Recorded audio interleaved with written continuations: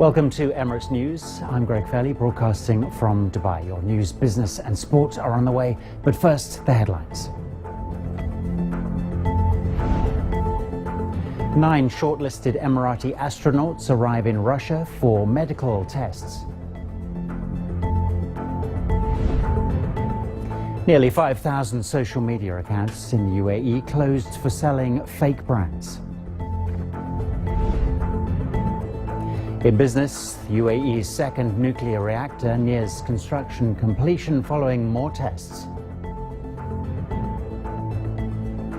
In the sports, Mihaela Buzonescu clinches her first WTA title at the Silicon Valley Classic. You can follow us on Twitter at Dubai1TV, and to comment on any of our stories, use the hashtag Emirates News. 9 qualified candidates of the UAE astronaut program have arrived in Moscow for their mission-specific medical examination.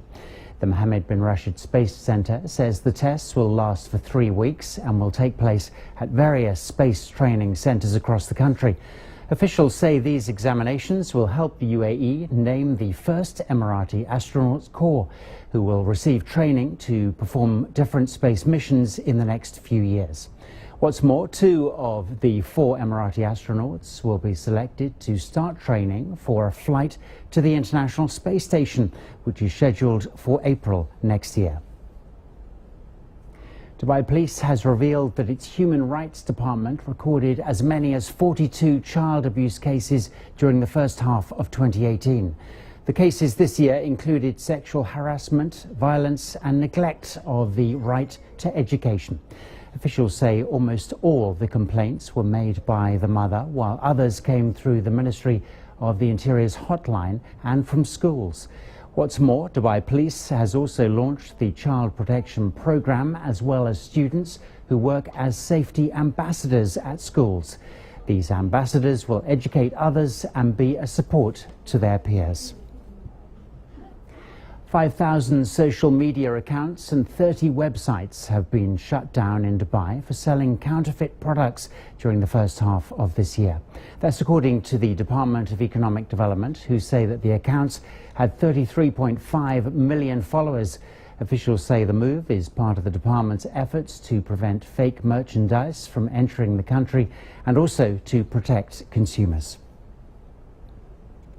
Now for a look at the news in brief. 6 people were injured in Abu Dhabi after a bus carrying 14 workers overturned at the Iked Camp Bridge.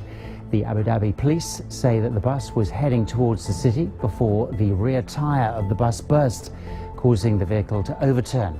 The injured were immediately taken to Mafraq Hospital by air ambulance. A European visitor to Dubai has been given fines of 170,000 dirhams in just 3 hours after driving his rented Lamborghini at speeds of up to 240 kilometers per hour.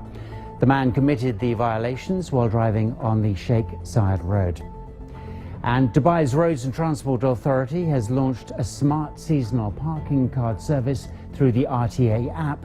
The service enables card users to activate their current vehicle using the parking space instead of swapping the card physically.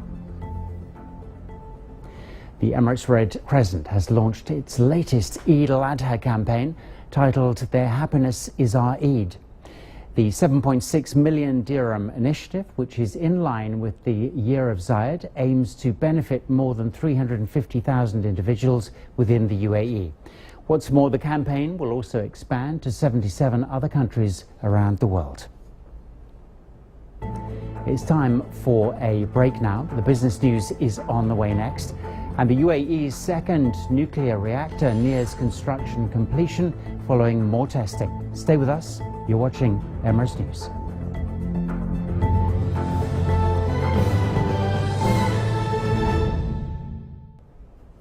Welcome back to Emirates News. Our top story tonight. 9 candidates in the running to be part of the UAE's first astronaut corps have arrived in Moscow and will go through a series of mission-specific medical exams.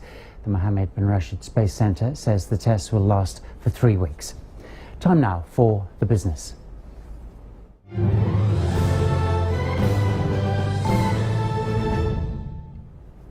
The Emirates Nuclear Energy Corporation has successfully completed testing at the second unit of the Barakah Nuclear Energy Plant in collaboration with Korea Electric Power Corporation, the project's main contractor. This pre-operational testing process is aimed at helping the power plant meet international standards of quality, safety and efficiency. Hot functional testing takes place over a number of weeks and consists of almost 200 individual and integrated tests performed on the plant's major systems.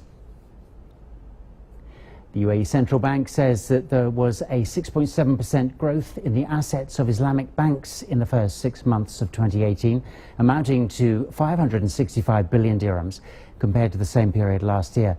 Sharia-compliant banking products have posted strong growth across the region over the past few years, with their assets accounting for 20.5% of total bank assets in the UAE, valued at 2.75 trillion dirhams in the first half of 2018. The value of credit provided by Islamic banks during the period increased to 367 billion dirhams, a 5% growth over the 2017 figure. Gold prices edged higher today, extending their recovery from a 17-month low amid continuing worries over the US-China trade conflict, while a stronger US dollar capped the safe haven's gains. 24-carat gold is priced at 147.25 dirhams per gram, and 22K is being sold at 138.25 dirhams per gram here in Dubai.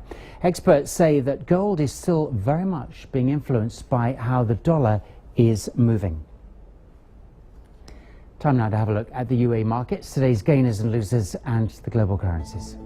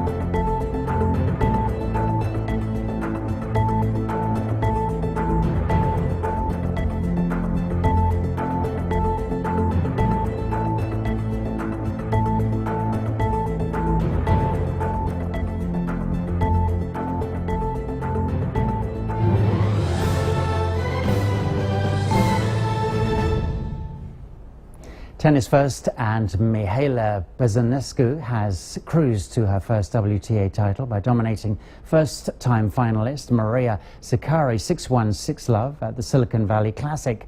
Buzănescu won the first 5 games in less than 20 minutes and earned 79% of her points with powerful first serves. The 30-year-old Romanian claimed the victory with ease in just 73 minutes. Buzănescu, who was just a year ago was number 142 in the world, is expected to move up to 20 following the latest WTA rankings.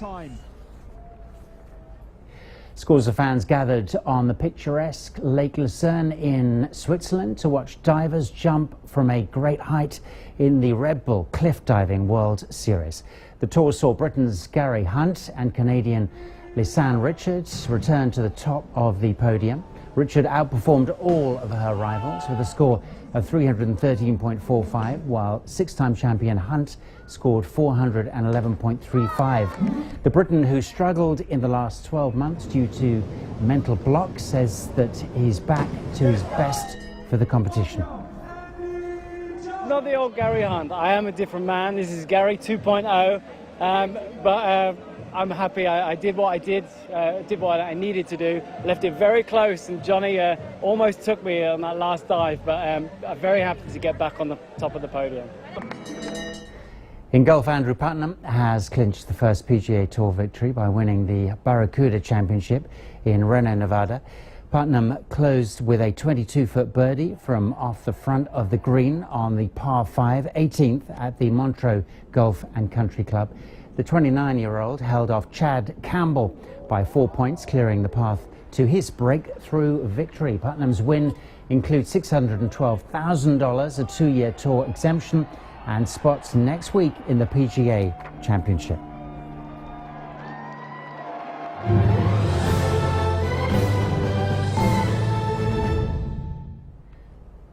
And finally, Germany's Marco Trabert took home the top prize for this year's World Logging Championships in Norway. The 33rd edition of the event saw around 130 competitors from 28 nations. They competed in 6 different disciplines with a chainsaw, including tree felling, precision bucking and speed climbing. The competition usually takes place every 2 years, with the foresters judged on their speed, quality and safety in each discipline. With that, we end this bulletin. Have a great evening, everyone. We'll be back again tomorrow, but for now, thanks for watching.